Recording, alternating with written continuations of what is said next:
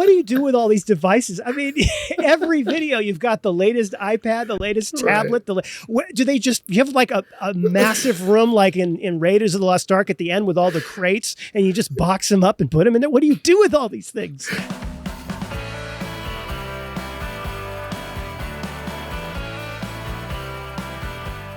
Welcome to the Done Over Perfect podcast. My name is Chris Lee, also known as Pal to Tech, and on the show today is tech product reviewer Ivan Kam. I wanted to have Ivan here with us on this channel for a long time, and I am so excited to talk to him today. Ivan runs a YouTube channel that has seen some very impressive growth over the past year. Ivan's attention to product detail, his professionalism, and his great personality is just the perfect combo. Let me put it to you this way. I won't get a device in this studio unless Ivan says it's okay. Without any further ado, please welcome to the show, Ivan Kam. Ivan, are you there? Hey, Chris. I'm here. There he is. How you doing? I'm doing great. Thank you. Awesome. Thank Great you to so see you. much for having me. Your YouTube channel has really exploded in the past year. I mean, I remember when you had 4,000, maybe 3,000 subs, and man, you're almost at 30,000, and it's been a very short time. Has that surprised you? It has, Chris, to a certain extent. I put in so much work. I got to put it this way. It's just so demanding in terms of, time and power. Right. And, and I don't mind. I'm naturally, and I'm not trying to, flatter myself. Yeah, I'm naturally a grinder. I don't mind really get down and dirty. So I just put this one goal of trying to do like at least 5 videos a week. At least I try. Some weeks I do 5 like 3 or 4 YouTube videos a week. I can't even. I'm struggling to do 2. It's really tough, especially because you have to go through the whole process. I do outlines, right? So I will come up with an outline of things that I'm going to be talking about, and I, come up with the outline and then shoot the video, do the B-roll if I'm able to, and then have to edit. After I do my A-roll, shot, then I have to edit and do all that stuff and upload SEO research and all that stuff. It's been rough. So I guess to your point, it's been surprising for sure. Because I kind of just put my head down and just work, and then look up and I'm like, whoa, we just hit 20,000 subs. And then put it back down, work, look up, 25K. This is going pretty nicely. So yeah, that's kind of how the journey has been going, at least over the past year or so. It's been moving rather fast. That is exactly why I wanted to have you on this show. What you just said, because you said, I keep my head down and I just go. And suddenly you just notice, oh yeah, the subs, right, they've grown, but that's out of your control. You can't control the views, the subs, or any of that. But what you can control is, 5 videos a week. That's within your control. How many videos you put out, how hard you work. And the fact that I've seen your videos, and let's take a look at them here. I mean, you've got, your channel is just, you cover every single device. Let me ask you something. What do you do with all these devices? I mean, every video you've got the latest iPad, the latest tablet. Do they just, you have like a massive room like in Raiders of the Lost Ark at the end with all the crates, and you just box them up and put them in there? What do you do with all these things? That's such a good question. And it's come up quite a few times. I should add, every time I get a device, I use it. And after maybe a month or so, then I go ahead and trade that in for something else, and then I'll use that and also make multiple videos. What I typically do is I make multiple videos on each device. That's also why it seems like I have so many devices, because, some of them I just make multiple videos on them. Now, you're not a professional photographer, correct? Not at all. Okay, Not at all. We'll let that one slide on this channel, because my audience is going, what do you mean he's not a professional photographer? That's okay, because look at your background here. I mean, you put out iPhone 12 mini review. If you look at the background, I mean, do you have any experience with that, or did you just kind of go, oh, that looks good, I'm going to make the light, because it's very well done. Just watching so much YouTube and be able to unconsciously just pick up, this and that from this video or from that YouTuber. I was able to compile that into, I guess, this setup. No, and I'll tell you why I put this up on the screen, because this is a time capsule video. And what I love about time capsule videos is that it shows kind of how far you've progressed with your background. So like you shot this in the past and it's very dark. I mean, the background is dark and the foreground is dark. I mean, to be honest with you, it's not the best lighting in the world. However, let's jump forward right now to the beginning of the video. Look at that. You see that? So clearly you are progressing with that. What you're doing is not the easiest thing in the world because, and I'll tell you why, reflective screens, right? So when you're showing product, you have to be very careful how you're lighting it. And, so for example, if you've got an overhead shot and you do all kinds of top-down shots, you got to avoid stuff like this, where you're getting the lights in the screen, and the glare and that kind of thing. I've seen a lot of YouTube videos where they talk about a new iPhone and, the guy will be there holding it up like this, but you can't really see it up close unless they do this kind of B-roll cutaway and then they get real fancy with it. Yours are don't take simple for not professional. When I say simple, I mean it's professional because it is so easy to see the changes. Say if you're reviewing two iPhones and you're showing a comparison or a Galaxy Tab or whatever, you can see very clearly even the subtle differences. And that's what I love about your videos so much is the attention to detail that you have. Yeah. You are such an expert with these devices. And I got to tell you, I know my channel is called Pal to Tech, but it's almost a goof because I struggle with technology.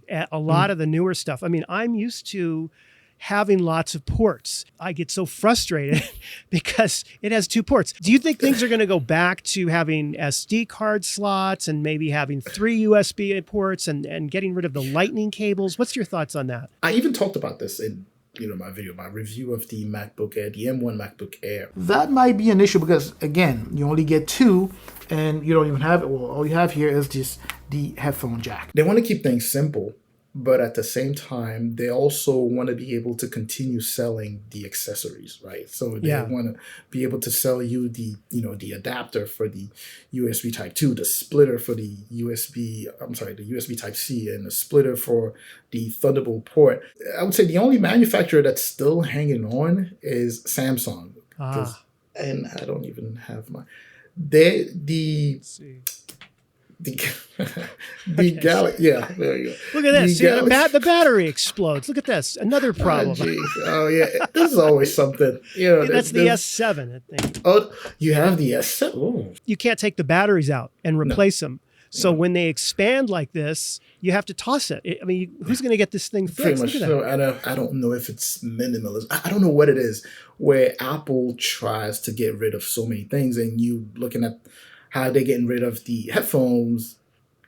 When you buy an iPhone now, you don't get a power brick, you don't get headphones. AirPods, excuse me, to buy more AirPods. Right? That's right. That's the reason they did it. Come on. That's the whole reason. They are really taking the whole maximizing profit to the next level. I remember back when they still cared about just the consumer experience, but now they're very focused on just maximizing. Of course, they're going to use all type of excuses talking about we're trying to help the environment, all that stuff, but we all know what it's about. One of your more popular videos was the iPhone 12 mini being a little bit on the small side. Here we have iPhone 3, iPhone 4. Now, if you compare it to an iPhone, let's compare the iPhone 4, which we all love and remember, to, say, the iPhone 12 Pro. Look at the size. Look at that. When this came out, I thought this thing was huge. Now I look at it and I would think this belongs in Hobbiton. Bilbo Baggins would be on it. I mean, it's tiny, right? Do you think we've reached as big as they're going to get, or are we going to go? What do you think the trend is going to be? I'm thinking even bigger, but now I'm thinking what's being considered a gimmick today is the future. And I tell you what, I have my Samsung Galaxy Z Fold 2. I don't use it that often, and I love that phone. So the folding phone, I truly believe that is the future. So we're going to have larger phones, but because of that form factor, when they fold, they're going to seem like today's regular phone. They're just going to be maybe chunky or bulky. You had Samsung that came out with, the first Galaxy Note, which was considered a phablet, and people were making fun of it. Who's going to be using such a huge phone? Right. Today, the average phone is larger than the first Galaxy Note. That just tells you that we are really on a tangent for something else. The future is definitely at least I personally believe the future is folding phones. Keyboards. The IBM 1984. This is the best keyboard ever made. Honestly, listen, look at this thing. It weighs as much as the state of Wyoming. Okay, but it's great. Our hands are not changing. I mean, are you finding that it needs to kind of stop and not make them any smaller? Or yes, I always say it's huge hands. I have gigantic hands. So I saw your iPhone video. You do have huge hands, or you shot it in with a special lens or something. But you do. I have gigantic hands. So if they could stop, Apple has kind of converted me into just Apple keyboards. So I prefer Apple keyboards because they're quieter and I still get some level of feedback. You shoot these videos. You shoot 5 a week, and then what do you edit them in? Final Cut? No, actually, DaVinci Resolve. Nice. Okay. So I got to learn that one. Oh, so you're in DaVinci. What are you shooting them on? Something affordable because I don't know. I'm not an expert, but I know that lenses make the camera. Well, at least partially, right? So whoa! Stop right there. Stop right there.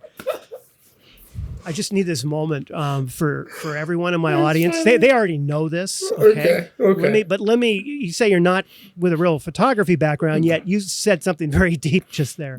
It is all about the lens. I'll put it to you in another way. You date your cameras. You marry your lenses. That's good. All right. So smells like Canon though. Is that what you got? What did you get? How did you? Wow. But I want everyone right now, go ahead and you can close this browser tab, go to Ivan's channel and look at the quality of his videos because thank you.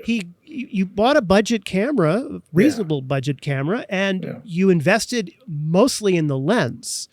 And look at the quality of his videos because it shows, and it's all about the lens more than it is the camera. And I really went budget. I went just for the EOS SL2, the Canon SL2. So I just went budget, yet you're about 30,000 subs, and you're growing faster than most YouTube channels I see. I know. I'm very grateful for that. Yeah, I'm very grateful having that camera. It's been great. And when I look back, I just cringe. I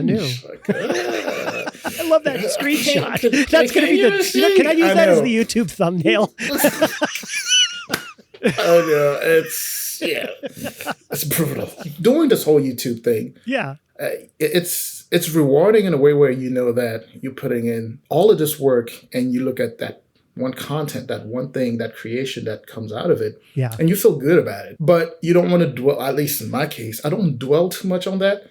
I just go, well, is there something I could do better?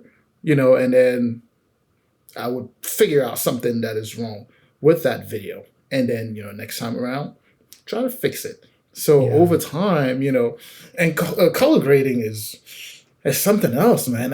I'm still, I feel like I'm nowhere near, the average photographer, like nowhere near. Because every day that I come up with a new video, I'm like, my goodness, this is better than last one. So I get that feeling. That means I still have a ton of things to learn. There is no way you can crank out 5 videos a week or even 2 a week where they are up to your standards of perfection. What advice would you give someone starting out when they get to that point where they want to quit, they want to not finish the video because it's not perfect or it's not up to their level? Yeah. That is a fantastic question. One thing that would always keep you going is to, I guess, surround yourself with people who, kind of have the same vision, who have their own channels and who are trying to do as much as possible. I have, my good sidekick here is Adam from Tech Odyssey. I think he cranks out like a good 8 to 10 videos a week. I don't know how he does it, but Adam is a madman. I feel so unproductive around you guys. Jeez. So when you have people who are encouraging you, who really want for you to succeed, so your environment, I would say, people you surround yourself with, is really key. And just have that mentality of, that grinder's mentality. Just put your head down and just do it all. Even on days I don't feel like making videos, I still know I got to put something out. I just got to put something out. It's funny because I see some YouTubers that started around the time you did. Mm-hmm. And I don't want to mention names because their channels didn't go anywhere. And and I know why. And they didn't push through the grind like you did. Yeah. It's so critical to just tell yourself, I'm going to put this video up there. It's not the A job this week. It's not. It's the B job, but it's better than no job. And it's and you will learn, like you said, you will just start out simple. So from about October of 2020, look at how his subscriber base has jumped and his views have jumped. Yeah. And, again, I always tell people, what if you gave up around here? Flatline, flatline, flatline, flatline. And what if you just quit right here? Such a good point. Right? Such a good point. And that's what I want anyone who might be contemplating doing YouTube. They may not come from a videography or a photography background. Go to Ivan's channel and look at what he's doing. And I'm not saying copy him, but find your own style. Because part of it's personality too. I don't want, if I took your lighting and your set and your background and all those gadgets that you review and I put somebody else, I wouldn't watch it. I want Ivan doing the review. Even if Ivan goes in the middle of a park somewhere in downtown, Wichita, that's okay. It's still Ivan. So if we put but now we've got Ivan with his touch on it and his lighting and all that. And so that's why your channel, I think, is seeing the success that it is, because it's got your personality, but also you keep focusing on that which you can control, which is 5 videos a week or 2 videos a week, whatever it is.